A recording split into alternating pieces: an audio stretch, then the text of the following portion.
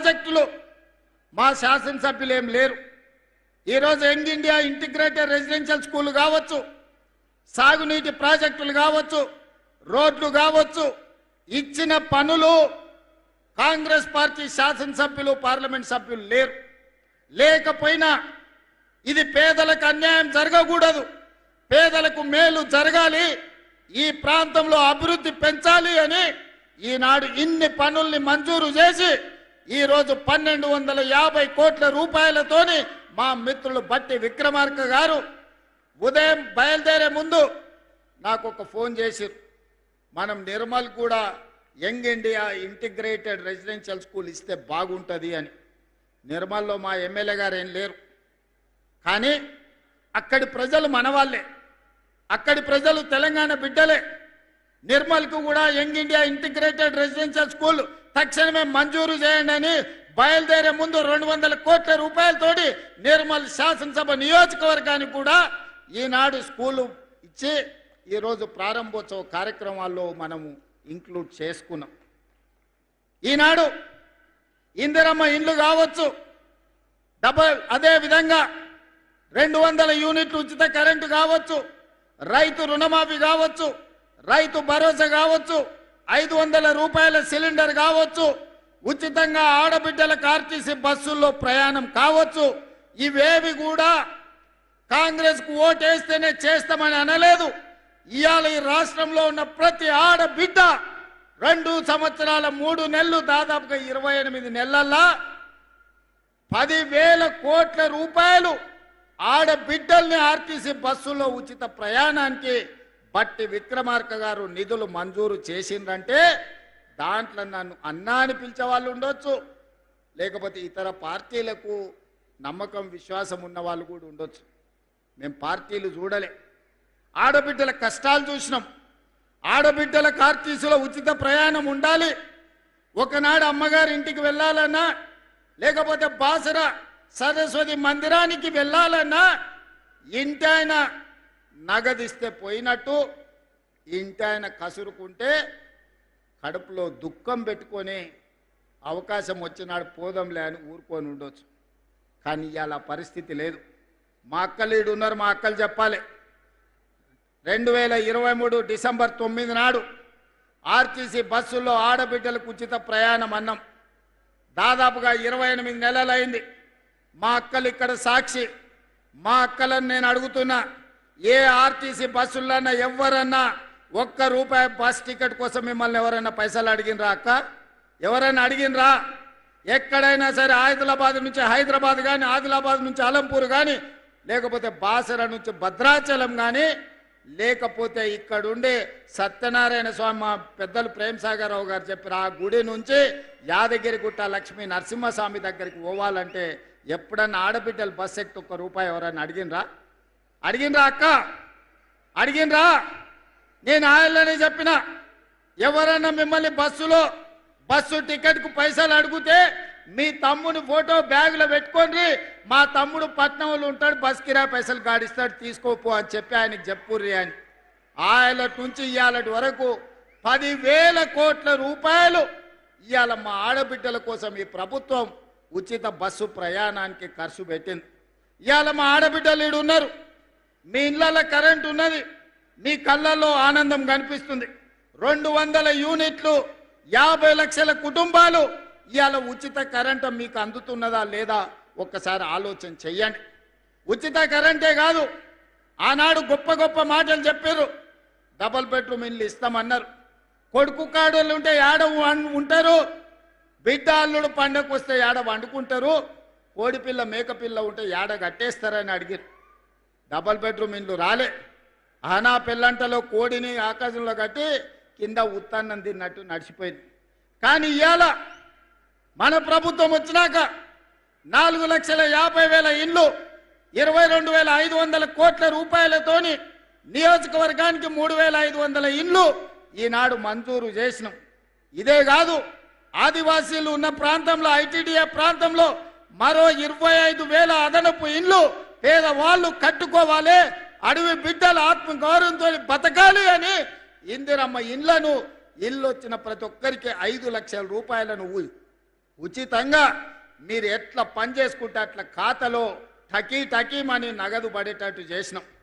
ఇవాళటి వరకు నేను ఈ వేదిక మీద నుంచి ప్రతిపక్షానికి చెప్పదలుచుకున్నా, ఈ ప్రభుత్వం వచ్చినాక దాదాపుగా 5,400 కోట్ల రూపాయలు ఇప్పటికీ ఇందిరమ్మ ఇండ్లు కట్టుకునే పేదల ఖాతాలో నగదు వేసినామని ధైర్యంగా గుండె ధైర్యంతో ఈనాడు ఈ ఆదిలాబాద్ వేదిక మీద నుంచి నేను చెప్పదలుచుకున్నా. ఎన్నడైనా పేదోడు ఆత్మగౌరవంతో బతకాలి, పేదవాడికి సొంత ఇల్లు ఉండాలి అని ఎన్నడైనా ఆలోచన మీరు చేసిండ్రా? 500 రూపాయలకు సిలిండర్ ఇవ్వాలన్న ఆలోచన మీకు వచ్చిందా? అంతెందుకు, ఆనాడు అన్న నందమూరి తారక రామారావు గారు 2 రూపాయల కిలో బియ్యం, ఆయల్ల బియ్యమే లేవు, పేదవాడు పండుగ పూట తెల్లన్నం తినేటోడు, ఆయల్ల 2 రూపాయల కిలో బియ్యం పథకం వచ్చింది. 40 ఏళ్ళు అయిపోయింది.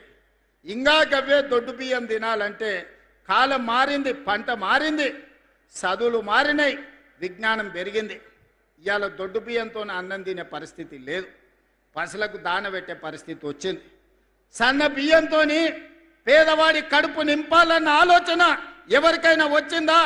ఇవాళ నేను ధైర్యంగా ఈ వేదిక మీద నుంచి చెప్పదలుచుకున్నా, 3,17,00,000 తెలంగాణ బిడ్డలకు ఒక్కొక్కరికి 6 కిలోల చొప్పున ఇవాళ సన్న బియ్యం పేదలకు అందిస్తున్నాం. మా అక్కలు వంట వండి ఇంటాయనకే కాదు, ఇంట్లో ఉండే సన్న బియ్యం సంటి పిల్లలకు ఇవాళ వండి పెట్టే పరిస్థితి వచ్చింది. మా అక్కలే సజీవ సాక్షి. ఇవాళ రేషన్ షాపుల్లో లైన్లో నిలబడి సన్న బియ్యం తీసుకొని ఇంటికి పోతున్నారు. ఆయల్లా దొడ్డు బియ్యం ఇస్తే రేషన్ షాపోడే అక్కడి నుంచి అక్కడనే కిలోకి 10 రూపాయలు నగదు ఇస్తే ఇచ్చినట్టు చేసి మిల్లర్ల మాఫియా, దళార్ల మాఫియా ఆయల్ల బియ్యం పథకాన్ని తూట్లు పొడిచిండ్రు. ఇవాళ తెలంగాణ రాష్ట్రంలో దేశంలో ఎక్కడా లేదు ఈ పథకం. దేశంలోనే మొట్టమొదటిసారి తెలంగాణ రాష్ట్రంలో 3,17,00,000 తెలంగాణ బిడ్డలకు 6 కిలోలు సన్న బియ్యం ఇవ్వడం ద్వారా ఈరోజు ఆత్మ గౌరవంతో మనం అన్నం తినడమే కాదు, సంటి పిల్లలకు వండి పెట్టే పరిస్థితి ఈరోజు మన రాష్ట్రంలో వచ్చింది. ఈ విధంగా చెప్పుకుంటూ వెళ్తే ఆడబిడ్డల్ని ఆర్టీసీలో బస్సుల్లో ఉచిత ప్రయాణమే కాదు, 1000 ఆర్టీసీ బస్సులకు యజమానులను చేసినాం. సోలార్ విద్యుత్ ఉత్పత్తి అదానీ అంబానీలు కాదు, మా ఆడబిడ్డలకు 1000 మెగావాట్లు ఇచ్చినాం. హైటెక్ సిటీ పక్కన 1000 కోట్ల రూపాయల స్థలాన్ని ఇచ్చి మా ఆడబిడ్డలు తయారు చేసే వస్తువులను ఈరోజు హైటెక్ సిటీ పక్కన అమ్మే విధంగా అంతర్జాతీయ మార్కెట్ ఈరోజు మనం కల్పించినాం. ఇవన్నీ సంక్షేమం ఒక ఎత్తు. సంక్షేమం గురించి మా మిత్రులు పట్టి విక్రమార్క గారు చెప్పినారు. ఇవాళ ఈ వేదిక మీద నుంచి 4-5 విషయాలు నేను స్పష్టంగా చెప్పదలుచుకున్నా. మా మిత్రులు కొన్ని విషయాలు మాట్లాడారు. కొన్ని మండలాలు, రెవెన్యూ డివిజన్లు లేకపోతే జిల్లాల గురించి కేంద్ర ప్రభుత్వం మండలాల సరిహద్దులు కానీ, రెవెన్యూ డివిజన్ల సరిహద్దులు కానీ, జిల్లా సరిహద్దులు మార్చొద్దని కేంద్ర ప్రభుత్వం ఆదేశాలు ఇచ్చింది. 2027 మార్చి 31 వరకు జిల్లా, మండల, రెవెన్యూ సరిహద్దులు మార్చడానికి అవకాశం లేదు. ఆ తర్వాత ప్రభుత్వం ఒక జ్యుడిషియల్ కమిషన్ వేసి ఇలాంటి సమస్యలన్నిటిని కూడా ఆ కమిషన్కి ఇచ్చి బోత్ ప్రాంతం రెవెన్యూ డివిజన్గా మార్చాలని మిత్రులు అడిగినారు కదా. ఆ కమిషన్ ద్వారా ఆ రోజు ఈ సమస్యకు పరిష్కారం చూపించే ప్రయత్నం చేద్దాం. ఇక అదేవిధంగా ఆనాడు ప్రాణహిత చేవెళ్ళ ఈడ తుమ్మిడేటి దగ్గర మొదలుపెట్టి కొడంగల్, తాండూరు, వికారాబాద్ వరకు గోదావరి జలాలను 160 టీఎంసీలు తరలించాలని ప్రాజెక్టు కడితే ప్రాణహిత పేరు మారింది, ఊరు మారింది, అంచనాలు మారినాయి. 1,00,000 కోట్లు గోదావరిలో పోసినట్టు అయింది. కాళేశ్వరం కడితే కూలేశ్వరం అయిపోయింది. 3 ఏళ్లలోనే కట్టుడు కూలిపోడు జరిగిపోయింది. మా ఆదిలాబాద్కు మాత్రం రాలేదు. మా ప్రేమ్ సాగర్ రావు గారు ఎప్పుడు అంటారు, గోదావరి తలా మా పక్కల నుంచే పోతుంది, మాకు మాత్రం నీళ్లు రాలేదు అని. అందుకే ఇవాళ నేను ఈ వేదిక మీద నుంచి మాట ఇస్తున్నా. ఇప్పుడు ప్రారంభించిన సాగునీటి ప్రాజెక్టులే కాదు, తుమ్మిడేటి నుంచి ప్రాణహిత చెవెళ్ళ ప్రాజెక్టును తిరిగి ప్రారంభిస్తాం. ఆదిలాబాదుకు నీళ్లు ఇచ్చి ఈ ప్రాంతాన్ని సస్యశ్యామలం చేసే బాధ్యత మా ప్రభుత్వం తీసుకుంటుంది. మా సాగునీటి పారుదల శాఖ మంత్రివర్యులు ఉత్తమ్ కుమార్ రెడ్డి గారు సర్వేలు చేపిస్తున్నారు, అంచనాలు సిద్ధం చేస్తున్నారు. తొందరలోనే ప్రాణహిత చేవెళ్ల తుమ్మిడియేటి దగ్గర ప్రారంభించి ఆదిలాబాదు ప్రాంతానికి నీళ్లు అందించి తాగునీరు సాగునీరు సమస్యను పరిష్కరించే ప్రాజెక్టును ప్రారంభించడానికి మళ్ళీ నేను ఇక్కడికి వస్తాను అని చెప్పి మా మిత్రులకు తెలియజేస్తున్నా. ఇక రెండవది, ఈ ప్రాంతంలో ఎర్ర బస్సు తిరగడమే కష్టం. మా పాయల శంకర్, మా ఎంపీ నగేష్ గారు, ఈ ప్రాంతంలో ఉండే మా నాయకులు అన్న హైదరాబాద్కే ఎయిర్పోర్టా, ఆదిలాబాద్కి ఎయిర్పోర్ట్ అక్కర్లేదా అని ఈరోజు కేంద్ర ప్రభుత్వంతో మోడీ గారితో మాట్లాడినాం, రామ్మోహన్ నాయుడు గారితో మాట్లాడినాం, రాజ్నాథ్ సింగ్ గారితో మాట్లాడినాం. తొందరలోనే వీలైతే జూన్ 2 తారీఖు లోపల ఆదిలాబాద్లో ఎయిర్పోర్ట్ ప్రారంభోత్సవానికి శిలా ఫలకాన్ని వేసే బాధ్యత వేదిక మీద ఉన్న మిత్రులం అందరం తీసుకుంటాం. మరి ఎయిర్పోర్ట్ వస్తే మరి అది నడవాలంటే కూడా మనకు ప్యాసింజర్లు ఉండాలి కదా.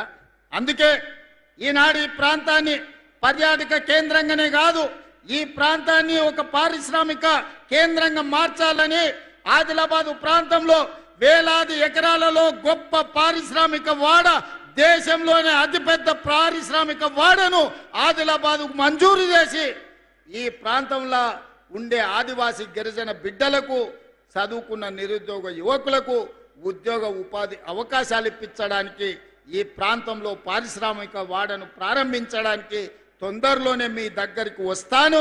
దానికి సంబంధించిన భూసేకరణ ప్రక్రియ వేగంగా సాగుతుంది అని నేను చెప్పదలుచుకున్నాను. అదేవిధంగా అన్ని జిల్లాలలో యూనివర్సిటీలు ఉన్నాయి, ఆదిలాబాదు జిల్లాలో యూనివర్సిటీ లేదని మా ఎన్ఎస్యుఐ, అదేవిధంగా విద్యార్థి యువ